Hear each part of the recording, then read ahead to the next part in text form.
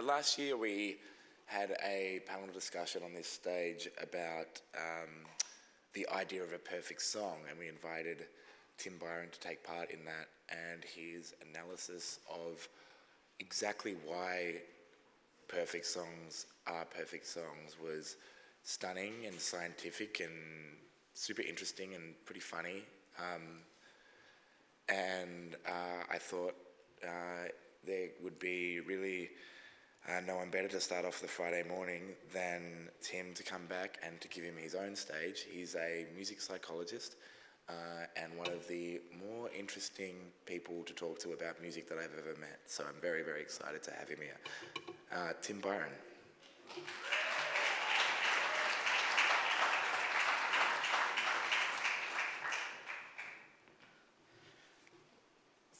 So hi, hello.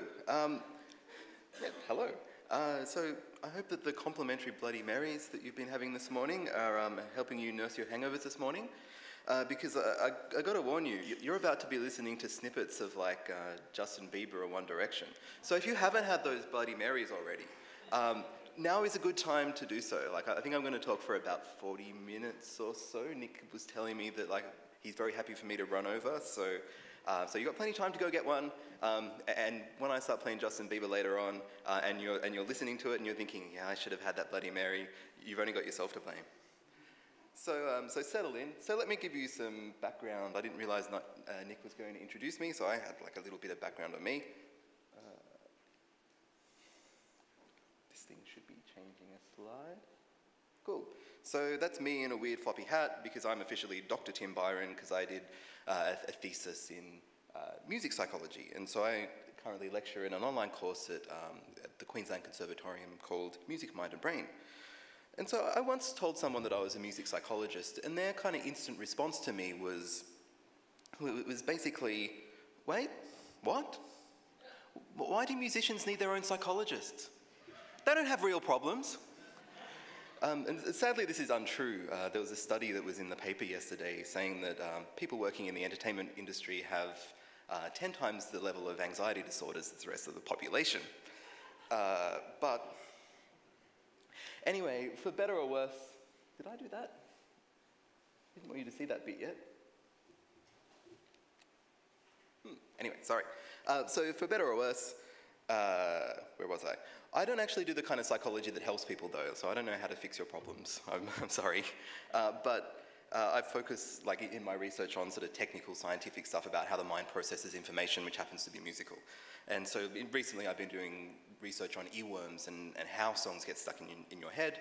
And surprise, surprise, I found that the more you hear a song, the more you like a song, and the more recently you've heard a song, the more likely it is to be stuck in your head. But that's not what I'm talking to you. I'm also not talking to you because I'm a musician. I am a musician. I'm in a band called Family Fold, which has been played on Double J recently and getting very nice reviews from critics, which is awesome and nice. But I'm not here to talk to you about that. What I am here to talk to you about is a column I've been writing for The Vine and now Junkie about the latest #1 single in Australia.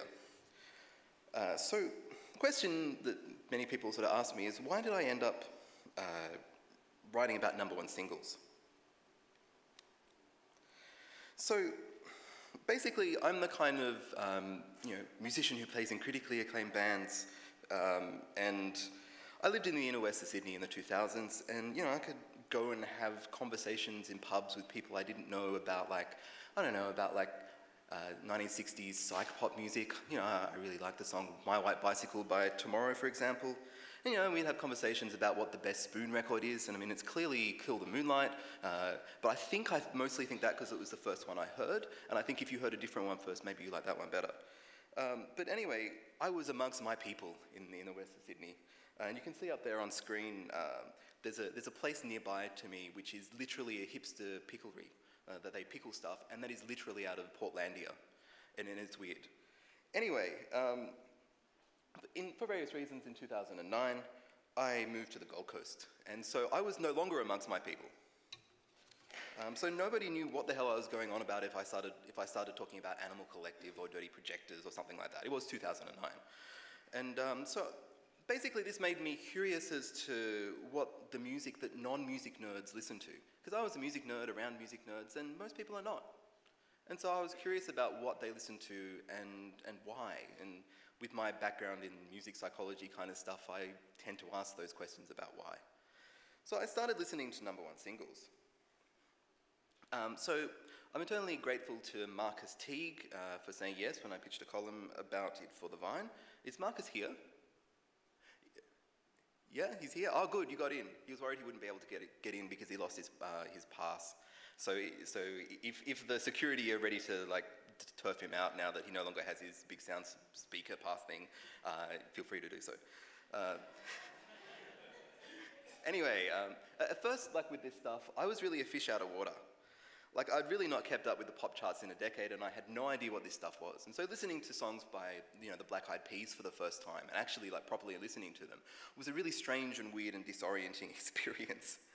But, in the end, I got used to it. No, you don't need to see that yet. Is this not working properly? All right. Is that meant to happen? Wait, thank you. All right, so thank you to the people upstairs who have been who've been pressing the buttons while I think I've been pressing the buttons. So thank you. That works. Now that this is on and works, so thank you. Anyway, so the column became quite popular, which was a surprise to me. Often it was one of the most popular things on the Vine, which is a Fairfax website, and. I found that columns, when I had to write about Guy Sebastian, got a lot of very, very polite, but clearly very furious comments. Gautier retweeted my column and then said he really enjoyed it, which was cool, so thanks, Gautier. And in one column, I referred to the cold and shriveled heart of Diane Warren, who's the power ballad maestro, who's written like I Don't Want to Miss a Thing and plenty of songs for Celine Dion and Michael Ballard and stuff like that. And she clearly has a Google alert. Or searches for herself on Twitter. But yeah, she had a good sense of humour about herself and she seemed quite nice. So anyway, enough about me. Let's listen to some songs and think about what makes a number one single. So have a listen to all of these 4 songs and see what it is about these songs that you think makes them, that they have in common. Have a think about that while I play snippets of all 4.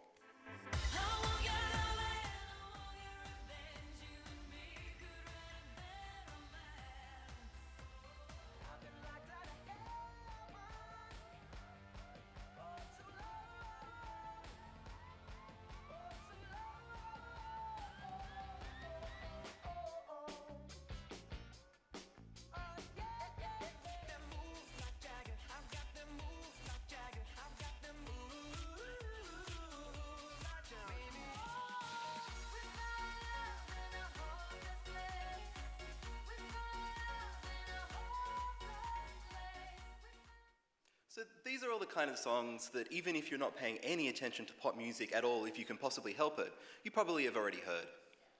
And so they're songs that feel inescapable, that feel unavoidable, and none of them were actually number one singles in Australia.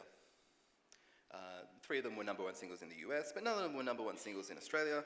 And basically that's because in order to get to number one in Australia, it's not that everyone has to hear your song, it's that you've got to sell basically the most amount of singles in 1 week. In a period between a Friday and a Thursday. And so these days the Aussie single charts are mostly based around digital sales at iTunes. Recently ARIA changed the rules of this. Late last year they started including Spotify streaming data and things like that in the mix of how they judge what gets, where things are in the list. But apparently those streams from Spotify and places like that are weighted about equal to downloads in terms of the amount of money they make for the record companies. And so basically this means that streams have no effect on the charts at all. And so, Spotify's great nemesis Taylor Swift has still had number one singles in Australia despite not being on Spotify. So, one thing to remember about the charts is that there's usually 2 ways that a song can get enough publicity to get there, to get to the top of the charts. One is getting hammered on the radio, and the other is having a popular video on YouTube. So when you think about what commercial radio programmers want for a pop song, there was a panel about this yesterday, and so I don't know what they actually said and whether I'm totally off in what I'm saying. But radio programmers don't want the best music. The best music is controversial. It causes strong responses because controversial things do, and so the things that you really love are things that other people really hate often. And so radio station programmers, in commercial radio at least, don't really care about that. What they care about is that you're still listening when the ads come on. And so as a result, radio is full of music that's kind of meh. It's like music that no one really hates, so no one changes the channel, but you know, it's just there in the background. It's nice, but it's, yeah, you know, meh. And so that's why Maroon 5 are very successful. And there was an article in New Yorker that was talking about the making of a Rihanna song, and there was an A&R guy quoted in that article saying that basically the research suggests that when people are confronted with a new song on a commercial radio station in the US, they last an average of 7 seconds before changing the channel. So basically, this is why songs these days have hooks every 7 seconds. Of course, radio is not the only way that a song can get heard. Often there's something about a big event video that can like bring a song to people's attention. And so Pharrell Williams is happy had been out for half a year before anyone had heard it, unless you went to the Bloody Minions movie. And then he posted a website basically with 24 hours worth of people dancing to his song, and it got noticed, and then cue this enormous big #1 single. One thing about writing about #1 singles is that Australia is ahead of the curve, as you can see from the examples up there. So in fact, I kind of believe that the major record labels use Australia as a test market to see if a song will be a hit. Because for a start, it's cheaper to get a song on the radio over here. You know, it doesn't cost quite as many millions of dollars as it does in the US. And so, from my perspective, writing about #1s, often this meant that I was the first person writing about a song. So, for example, because Robin Thicke's Blurred Lines got to #1 in Australia a couple of months before it was a hit elsewhere, I think I was actually the first person to write a column about it and to sort of say, those lyrics, there's something a bit off about them. And I was definitely not the last person to do that, but I think I was the first, basically because I think I'm the only person in Australia writing about these enormously successful pop singles regularly who doesn't just regurgitate press releases. So let's get to this year of #1s. So for the rest of this mini keynote, I'm basically going to take little excerpts from my column and try and touch on every #1 single from this year. So first up, the #1 single in Australia right now is this one.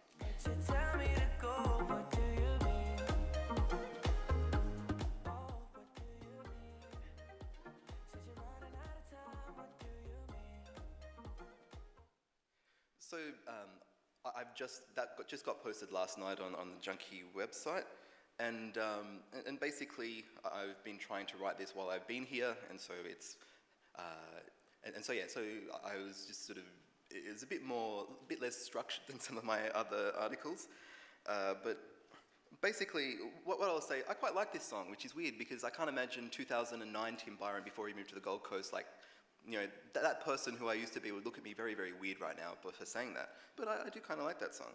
And basically, the thing that my editor cut from my column, which I'm kind of annoyed at, but like I understand, is that my favorite thing about this song is that it's a fun game to ask people what the song is called. Because you say like, hey, what's that new Justin Bieber song called? And they'll say, what do you mean? I'm like, no, I just want you to tell me what it's called. And so, that's about my sense of humor, and that's probably why the editor cut it, probably quite wisely. And so look forward to several jokes of that quality in this keynote. So now we're done with right now. Let's look at the rest of the year. So going back a full year, we're going to talk, like in this slide, I'm going to talk about the songs that were everywhere, that you just couldn't get rid of. They were just like inescapable everywhere, and that did actually get to #1, unlike some of the ones I showed before. So here goes. One of the songs of the last year that you can't escape is Shake It Off by Taylor Swift.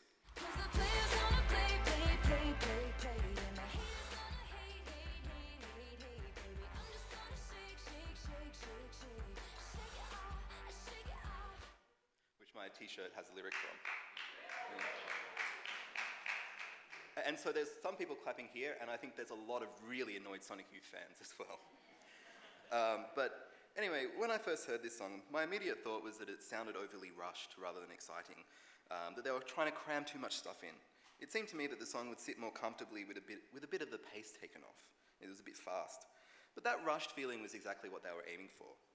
It makes the song sound that little bit more brittle, and that brittleness, I think, provides the emotional core of the song. After all, it's not meant to sound carefree per se. The aim here is not to make Taylor Swift sound carefree in the same way that the aim was to make Pharrell Williams sound carefree and happy. The aim was to make her sound believable when she sings about wanting to shake it off.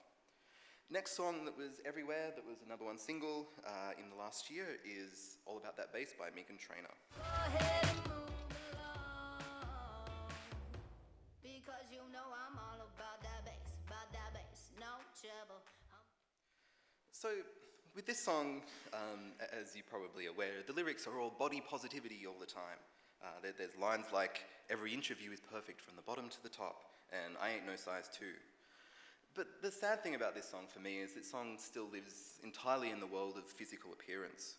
Meghan Trainor doesn't sing a single word about being smart, about doing something worthwhile with your life, about being a good friend, and or anything like that. It's all about appearance. And so outside of society's pecking order about who's pretty and who's not and blah, blah, blah, it ultimately doesn't matter much in the scheme of things whether someone is one of them skinny bitches or whether they're bringing booty back. What ultimately matters more is the person underneath. Next, we have Thinking Out Loud by Ed Sheeran. Thinking out loud, maybe we found love right where we are. So my initial reaction listening to this song was boring. But if Thinking Out Loud is boring to me, it's because it follows pop music's current conventions about how to present romantic sentiments. And what I hear as boring is the sound of stuff that's been done over and over again for me, but not for a lot of the listeners to the song. So the sounds I listen to as the music nerd who knows too much about music are staying the hell out of the way in this song so Ed Sheeran can emote his ass off. And because I don't really buy his sentiments, it doesn't sound believable to me because I've heard it all before, I don't feel the big hook in this song. But because the big hook in this song is not the chorus, it's not something in the verse, it's not like a melody. It's basically just the sound of an average-seeming guy fairly earnestly singing about loving someone forever. And, it's obvious why that's, popular. And finally, the last song that was everywhere this year, and I'm going to surprise about 0 of you by playing you a snippet of this right now, is Uptown Funk.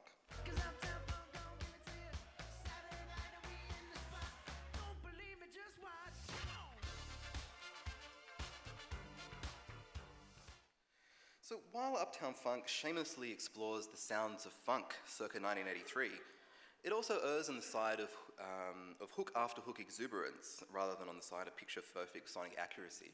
This is definitely a song that has a hook every 7 seconds, if not more common. I think it's probably more like every 3 seconds. But for all the James Brown rhythm guitar, for all the Michael Jackson style vocals, for all the synth stabs that are straight out of a Prince record from 1983, this is a song that sounds at home on modern pop radio in 2014, 2015. And the most obvious evidence of it being 2014 is Uptown Funk, is the build-up in the pre-chorus, where he's going on about Uptown Funk, gonna give it to you. These kind of pre-choruses are really common in pop music right now, like where everything builds up in the pre-chorus and that's sort of the highlight and then the chorus is a little bit of a down. This is a really common trope in pop music right now, and it's a reminder that Bruno Mars was not even born in 1983. So next up, we have a bunch of songs, and each of these songs they're the only songs from the last year or so that have sold more than 500,000 copies in Australia that got to #1. Next up, we've got a bunch of songs whose ascent to #1 had a lot to do with having a really big fan base. If you've got the big fan base, you've got a lot of people who want to buy your song right now. You don't necessarily have a lot of people who want to buy it over a period of months, but the big fans want to buy it as soon as possible, and so these songs get to #1 because those big fans are buying that song in that 1 week. So some of these songs I think are probably slightly bigger than just the big fan base, like this one, for example, Blank Space by Taylor Swift.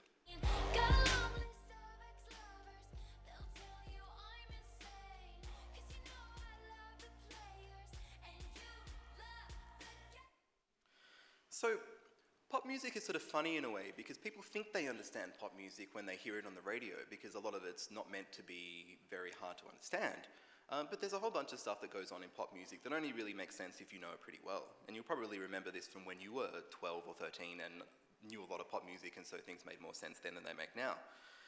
And I think part of the reason why Taylor Swift is so successful is that she's pretty well able to translate these kind of inner dialogues of pop music fans for the general public. She's able to take what happens in pop music and explain it to everyone else. And so recently a lot of people have been a bit confused to discover that they think actually I might be a Taylor Swift fan, and that they don't quite know how that happened, but it did. Amongst people who are usually like indie snobs and stuff. So Saturday Night Live even had a sketch making fun of that. And so her ability to do this is partly that she's got a lot of funny lyrics, but also that she's got a really savvy ability with melody. There are lots of really clever melodic things that are going on in that song in terms of keeping your attention and playing with what you expect to happen in subtle ways that make you remember what's going on. And so, she's really good at exploiting her persona as well as being someone with a long list of ex-lovers. She does that in the video in an amusing kind of way. And, there's lyrics like, you might be my next mistake. It's really clever pop. Next up, we've got a song called 4 5 Seconds by Rihanna, Kanye West, and some other guy who's probably going to be pretty famous pretty soon. Yeah, about 4 or 5 seconds from wildin', and we got 3 more days till Friday. So 4 5 Seconds mercilessly exploits the confused jumble of authentic ideals held by the general public. It's got the acoustic guitar, and look at Rihanna and Kanye and Paul McCartney wearing denim up there on the picture. He's got the acoustic guitar. It's in black and white. It's authentic. And so, of course, basically, these are 3 multi-millionaires singing their song on the Grammys broadcast, which they did earlier this year, and they're thinking that they can somehow win authenticity bingo with a song which has, and I'm not kidding you, it has 9 songwriters attached to this song. This is the ultimate irony, that you can make authenticity. You can, put something together with 9 songwriters, and it, has all the trappings of authenticity. But, maybe authenticity doesn't exist anymore, but we music fans have to figure out what we like and what we can use in our own lives. And so, there's a freedom in that. If the haters are going to hate, whatever you listen to, you may as well listen to what you want to listen to without preconceptions. For everyone who likes something that you like, there's probably someone who dislikes it. I remember a thread on a music forum which was trying to find the one band that everybody liked on that music forum, and they could not find it. There was always someone who hated something. And so, I think 4 5 Seconds, regardless of all the authenticity stuff, the reason why it works, the reason why it was a hit, was because it works pretty well as a song, as an expression of the tension between wanting to explode in fury and not wanting to do something stupid. And Rihanna and Kanye West are both people who we look at and think, yep, they probably know quite a lot about that. Next up, we have yet another song by Taylor Swift, this time Bad Blood. You made a really deep cuts, and baby, now we got bad blood. Hey, remember when you tried to write me off? So this is a remix version of the song featuring the fantastic and wonderful rapper Kendrick Lamar, who's not quite used as well as he could be, but anyway. So Taylor Swift has been very big this year. So in 2012, Katy Perry released a long series of singles from her Teenage Dream album. The 4th single from this album was called E.T., and it was a remix version of the song featuring a prominent guest rapper whose name starts with K, in this case Kanye West. The video for E.T. was a very futuristic-looking kind of thing, that went well with the big budget pop sound of the song. And so it's interesting that Taylor Swift too has released a long series of singles from her album, 1989, and Bad Blood was also the 4th single, and it was also a remix version featuring a prominent guest rapper whose name starts with K. The video also had a lot of high-tech, futuristic-looking stuff in it, and it was definitely big budget pop-sounding kind of stuff.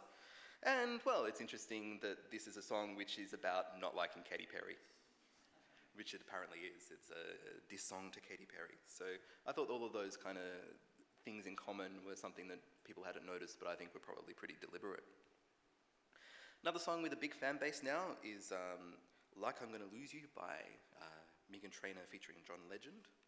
So I'm gonna love you like I'm gonna lose you. So it seems like one way to market a song in 2015 is to make it a big news song, or what I call a big news song. So this is the kind of song that has like some sort of controversy deliberately attached to it. It aims to launch 1,000 think pieces. So people read and get angry about on the internet and then write about the song, and then people notice that the song even exists. And so Meghan Trainor's All About That Bass was one of these big news songs. But this song is not. It's kind of really utterly unassuming. It's kind of a reasonably pleasant kind of soul pop kind of thing. And basically, yeah, it's really unassuming, and it's interesting to hear her do this kind of stuff rather than stuff that's trying to provoke, because basically listening to this song fading out when I listen to it, I sort of half expect to hear a peppy presenter say something like, "So what did you think of that one, Carl Sanderlands?" You know, on like The Voice or on like Australian Idol or The X Factor or something. It sort of has that thing of like slight amateurishness in that kind of way, trying to be pop but not quite getting there. But because, yeah, she's got the big fan base and people know who she is, and she's already got those kind of big news songs that put her across in a certain way, people relate to this song anyway. And finally, and I warned you this would happen, we have a song by One Direction called Drag Me Down.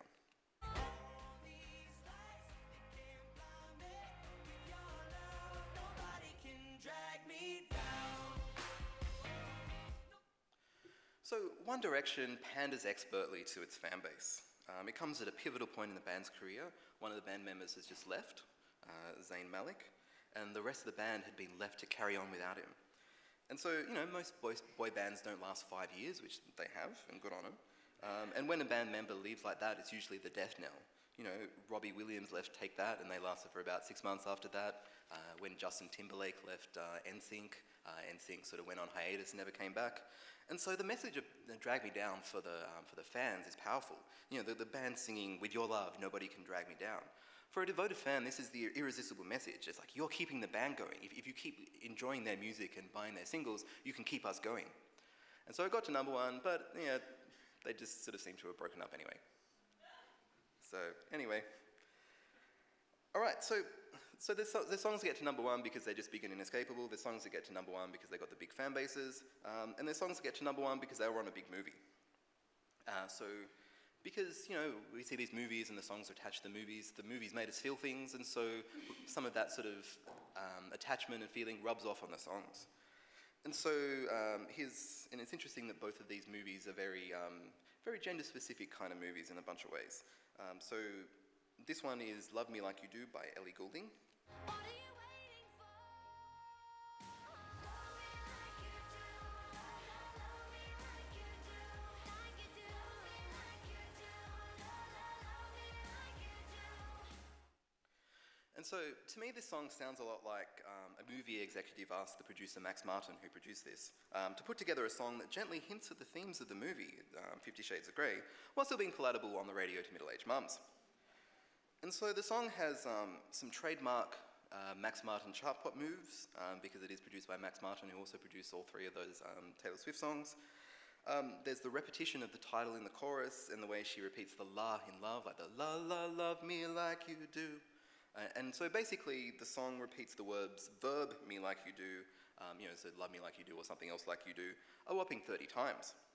So basically this is a song that's hitting you over the head with a hook, over and over again. And it basically only stops doing so about when you're about ready to scream the safe word.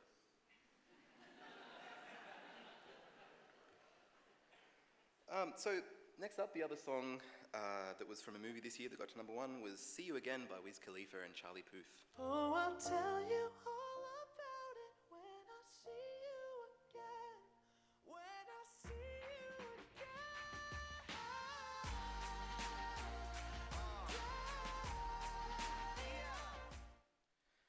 So most of the time when you listen to songs on the radio or songs, here, there, or everywhere, most of the time they're the result of something of a sausage factory. You don't really want to know what went on in making that song.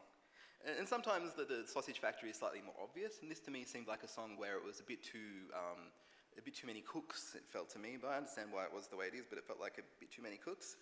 And if you're an indie snob and there's a bit voice in your head protesting that last sentence because you listen to good music, well, some sausages may be made with a better class of sausage meat, but they're still sausages. But the thing is, you don't want me pointing this out because you want to eat that sausage, you want to use this music. And so, to me, if we follow this Sausage Factory analogy, See You Again has something of the home brand barbecue sausage. But well, those still have their place. After all, I'm really, really going to look forward to eating democracy sausage at a public school playground next year, after voting out Tony Abbott, hopefully. And you get those sausages at the playground when you vote, and it's one of those Australian traditions. It's awesome. And despite those sausages, kind of often being pretty basic and being a bit overcooked, usually, they've got all these memories attached. They feel good in a certain way. It's like, yes, this is good. I like this. And so yeah, Sigmund Freud famously said that sometimes a cigar is sometimes a cigar, and so sometimes we just have to make sure that a sausage is just a sausage. All right. Next up, we've got the songs that get to #1 because they make us want to move. So dance music in 2015 is having a really big year, it seems. There's lots of songs got to #1 that are making some sort of dance music. And so it's the kind of year, seemingly, where people want to dance. So first up this year, in terms of songs that got to #1, is Cheerleader by Omi.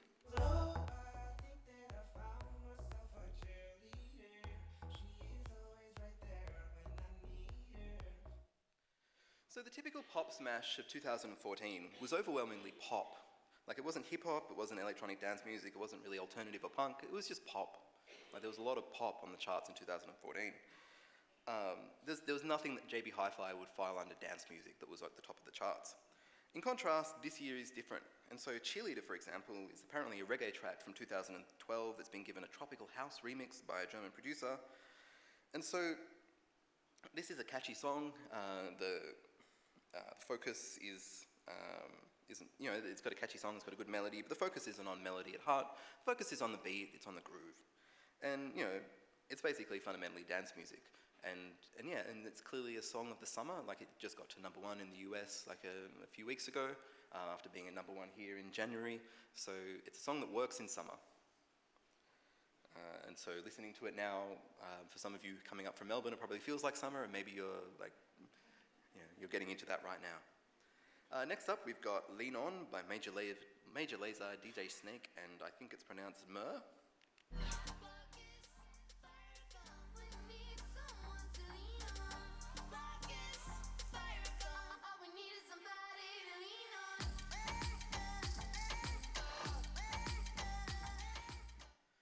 So Lean On, when it got to #1, was one of the most played songs on Triple J at that point. And it sounds like it. In recent times, the sound of Triple J has moved on from the Powderfingers of the world, or even the Angus and Julia Stones of the world, towards a sort of drowsy electronica that I've taken to calling J-Wave. And so in J-Wave, the vocals feel a little distant, washed out. The producers are inclined towards electronically altering the vocals, drenching them in reverb, pitch-shifting things, cutting them up. The singers sort of seem to me like they're kind of like malfunctioning androids sort of murmuring quietly to themselves in their bedrooms. And there's drum machines, but they're downbeat, they're serving mood rather than a dance floor. And Lean On sort of sounds like that, sort of sounds like a slightly more commercial version of a lot of that, and you probably heard some stuff that sounds like that live over the last couple of nights. And, that's what the kids are into these days, and so therefore a #1. Another thing that was at #1 more recently was Are You With Me by Lost Frequencies. I wanna dance by water beneath the Mexican sky. Drink some margaritas by swinging blue lights. Listen to the mariachi play at midnight. Are you with me? Are you with me? So this is actually a sort of a really, really sped up version of a country song from a couple of years ago. The speeding up means you can't quite hear the twang in his voice as much as you can hear it in the original recording, which is a blessing, to me, at least. But basically, it's odd because the structure of this song to me makes no sense. Like things sort of come in and out as far as I can tell reasonably randomly, and it doesn't seem to have the same sort of clever geometry that you get in something like Around the World by Daft Punk. But it works because it's music that sort of burbles away reassuringly in the background while you focus on other stuff. It's muzak, basically. And so if I'm finding it boring, it's because I'm listening to it rather than using it. It's short enough, it's 2 minutes long, and so when it's in the background on the radio while you're doing other stuff, you don't even notice it, and so you don't change the channel, but it kind of just sort of sticks there. It feels good in a certain kind of way. And I was about to say finally, but it's not the only dancey kind of thing to get to #1 because of that Justin Bieber song that just got to #1 this week. Finally, we've got How Deep Is Your Love by Calvin Harris and Disciples, and also featuring the vocals and I think lyrics and melody written by and sung by Ina Ronson, a Norwegian singer-songwriter. No inhibition, no fear. How deep is your love? Is it like the ocean? What devotion are you? How deep is your love? So there are a lot of songs called How Deep Is Your Love. You may have heard of the Beach Boys once upon a time. That they have existed. You might be aware of their song. But there's also other songs. There's a Drew Hill song that was a single in 1999 called How Deep Is Your Love. There's a Sean Paul song called that. There's a song by The Rapture called that. How deep is your love? It's something that we worry about. We worry about the depth of our love. We worry about the depth of other people's love. It's something that we think about, because when it comes down to it, we don't really know how much someone else loves us. We can't see inside other people's brains to know, oh, that's how deep their love is. It's exactly 47 meters. It's something we want to know because we want to know that people love us as much as they say they do, but we can never know. And so it's always going to be that kind of anxiety there. It's always something we're worried about. And so, songs with this name make sense for that reason because, we worry about how deeply someone loves us. And so when you hear a song talking about that kind of stuff, you're going to relate to it at some level. All right. The songs at the top of the charts, that got quite deep. I'm not sure how deep it was exactly, but anyway. So going on from all that depth, let's talk about a novelty song.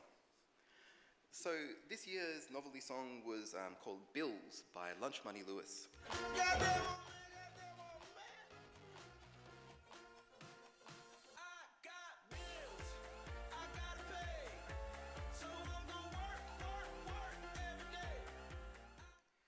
So, songs about money anxiety occasionally pop up in the charts, and they mostly do so during uncertain economic times.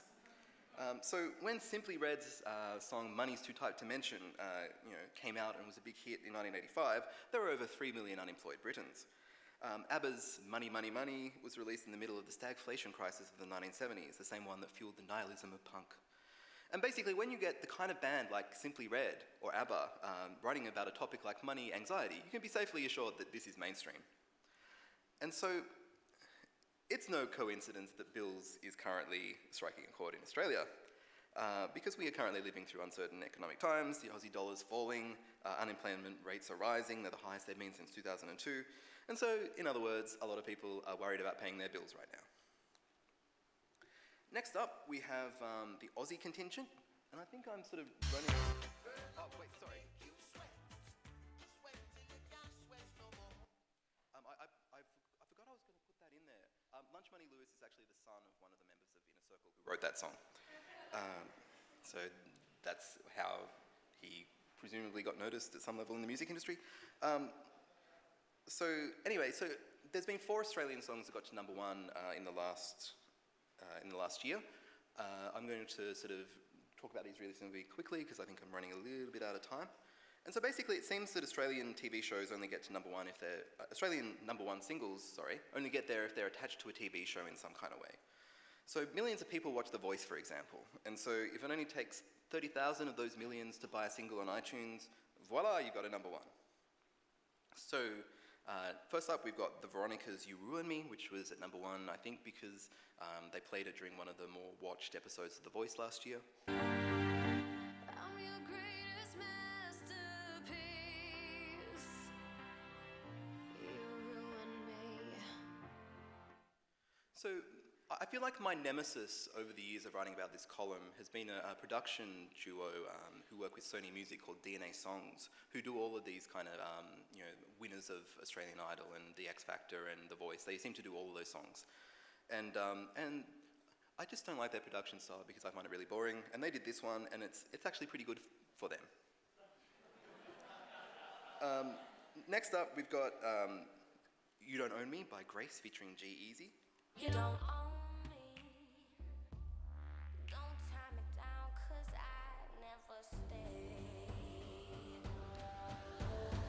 Don't tell me what to do, and don't tell me what to say. So this is a cover of an amazing, incredible Leslie Gore song from 1963, which is just awesome and incredible, and you all should listen to it. But yeah, it's the only cover at the top of the charts, and covers in these days are really rare at the top of the charts. They really rarely actually get there. And this is because if you want to listen to a cover of something, you can see 27 people doing it on YouTube with a ukulele. And so it doesn't need to be at the top of the charts.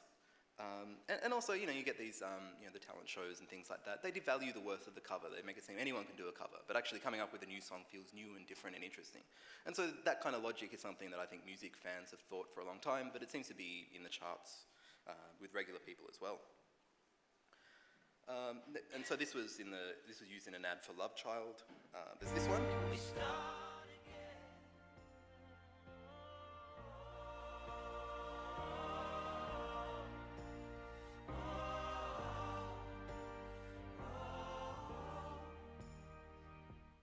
So that one was used in an emotional scene of Home and Away. It's Start Again by Conrad Sewell. So it was used in that emotional scene, and people had that emotions attached to it, and then bought the single for a couple of weeks, and then basically disappeared after it wasn't on TV anymore. And then there's Wings by Delta Goodrem, who happens to be a judge on The Voice. And these days, being a judge on things like The Voice is actually better than being a contestant. You're more likely to actually have a hit. Baby, these wings were made, these wings were made to fly.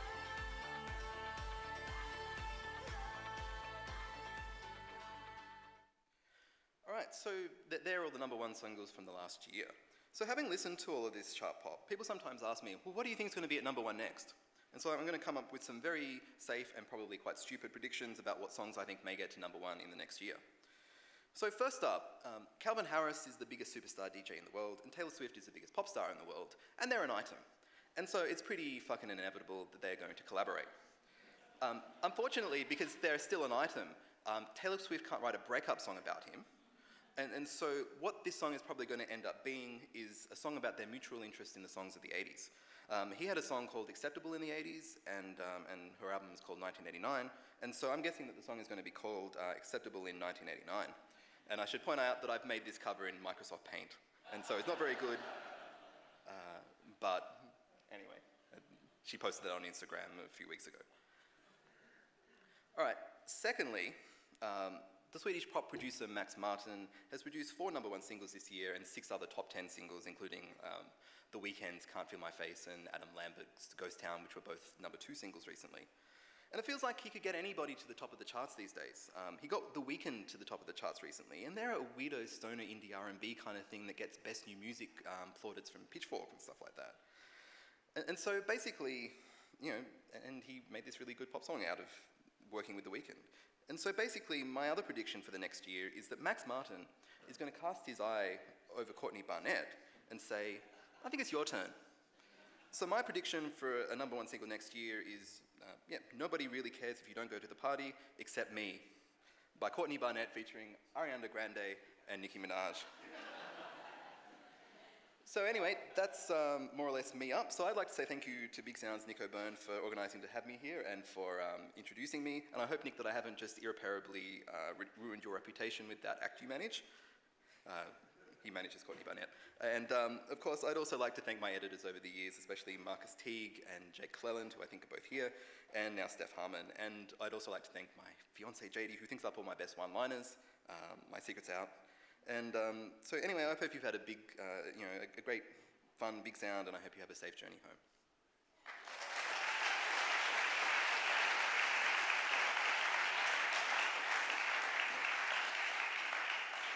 So that's me done now. I'm not sure I have time for questions, so go out and network.